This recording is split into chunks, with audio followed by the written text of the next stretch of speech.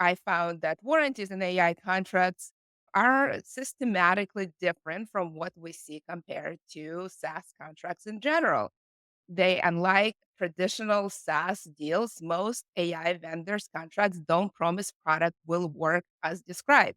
Only about 17% of those AI contracts offer warranty that the product will comply with its documentation, for example, as compared to about 42% in the much broader SaaS data set of contracts. And I would be very curious to hear from Will and John their reactions and actionable insights. From my point of view, why does it matter? Without warranties, customers are on the hook if AI system, for example, underperforms or makes biased decisions or fails in its critical task. And having been, for example, in financial industry and advised companies in health, this becomes especially risky in high stake use cases and places where highly regulated, such as healthcare and finance, and frankly, legal tech and compliance. Would love to have a conversation about warranties and how we negotiate them in the AI contract. John, what do you see as the big picture about AI contracts and warranties? What are the key issues that people are thinking about with that general area and approaching, and how are people approaching it in general? Understandably, vendors are not willing to warrant that much. That said, there's two levels of the analysis. One is, okay, what does the contract say in terms of the warranty? What are they willing to warrant? But then there's the other piece, which is kind of the due diligence piece, which is, okay, regardless of what it says, like what confidence do I have that the vendor has their house in order in terms of compliance with these laws as they exist today, where they might be a year from now? How it's handled generally is through the acceptable use policy, and these are developing or sprouting specifically for AI. And for example, if I'm working with a mobile app developer and they've got a large language model behind it, so it's basically a wrapper, there's going to be an AUP for that. These are things you most can't do. The thing to note that is that AUPs, as they're structured, will change. And so understanding, okay, what are the AUPs as of a current point in time, if you change them, at least I need some time to comply with them, is something that needs to be kind of worked into your contract. Beyond that, the analogy in terms of AUPs and their development is data security addenda in the early 2010s. If a client was doing a deal, I'm representing the vendor, and the customer said, show me your security policy, the conversation might be, "Oh," with a client, "let me go develop one." But it's beginning to take form. And so with data security addenda, again, right now, it's pretty standardized. So you know what to expect in negotiation, depending regardless what side I'm on, is fairly quick, and it's going to cover how do you deal with data breaches, encryption standards, and audit rights. Acceptable use policies are going to get there, but they're not there yet. Thanks, John. That was a great background and overview of kind of the legal things we're thinking about. Well, what are you seeing? What are people doing when it comes to warranties in these contracts for that have AI products or AI features in their products? Sure. I think first and foremost, it's worth reiterating, as John alluded to, it's early days with AI and AI contracts too. Your mileage may vary, as mine has, as the AI tech marketplace continues to be dynamic and evolving rapidly. And so obviously it goes the same for the AI contract terms.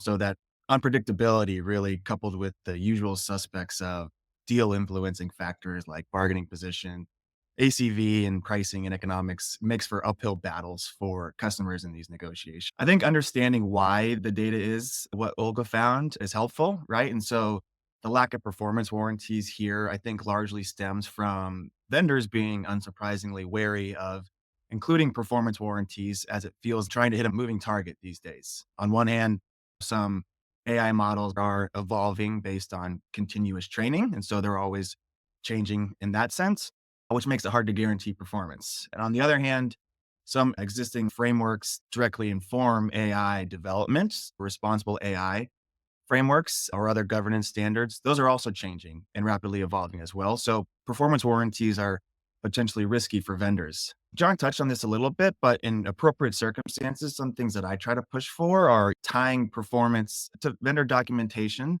That includes things like quantitative targets or functional requirements for the AI tool or the output that it generates.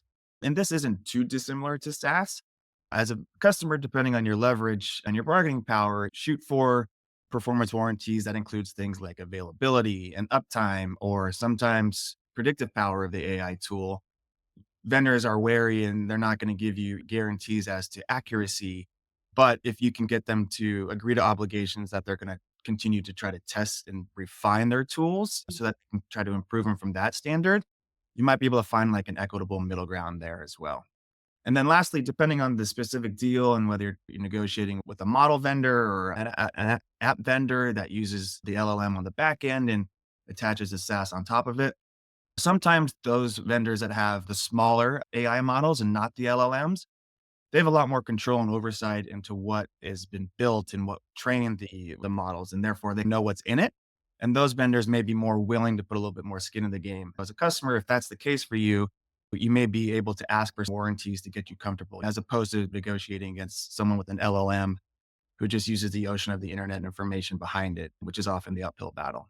Those are great points. And I've heard that the size of your counterparty makes a big difference in what you can and can't negotiate.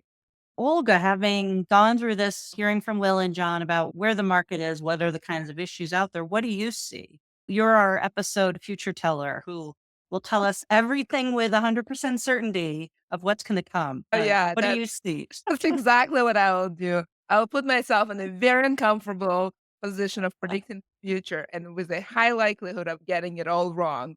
Just so when you listen to my prediction, I'll give you really full disclosure that I'm usually 50-50 right. So your guess is as good as mine. Building on what John and Will said, and on the fact that we have seen this kind of movie, maybe not the specific one before, with advent of internet and other technologies, I will observe that even though we are in the beginning of AI, every single business will become, at least to some extent, an AI business. And that will, over time, make the risk more stabilized negotiation. We'll still have to deal with leverage that is always there to stay, but we'll have a lot more certainty about things like Will said, what constitutes, for example, a good baseline of good performance. And so making maybe three predictions. The two I think you would expect based on what Will and John just mentioned, and the third maybe the new one. The first one is that as we see various regulations, especially in sectors like health, employment, and finance, and we're increasingly seeing that the baseline of what AI warranty for these high impact applications should be in these sectors will become very clear. And so you can expect that as we have those regulations, purchasers will be asking for at a minimum for that. And so that's where our conversations will go. The second one, something we've seen with .com and internet businesses, is the rise of various industry standards. So in industries that may be not highly regulated and much more self-organized, for example, you will see general practices emerge because people get together and to some degree of formality begin practicing them. And this is where lawyers can really provide quite a lot of value by being part of those organizations in your industry. A third prediction that we have not talked about, which I think really makes quite a lot of sense. We now increasingly looking during negotiations and balancing a very large number of risks. And that makes negotiations much more prolonged. It really affects the revenue that hits your company. And I think there will be a push on the business side to have a sort of more pragmatic approach with dealing increased number of risks. And the one thing I can think of is if I wanted to systematically deal with risk is insurance. Mm. Specifically things like parametric insurance, where you can, if there is a gap between the two parties, you can identify what that is. The two of them contribute $100 each and move forward using the product and getting each of them what they want for a small price. And parametric insurance is well known for zeroing in on a very narrow risk for a relatively small price. So that would be my audacious prediction for the increasing number of risks we're taking with technology.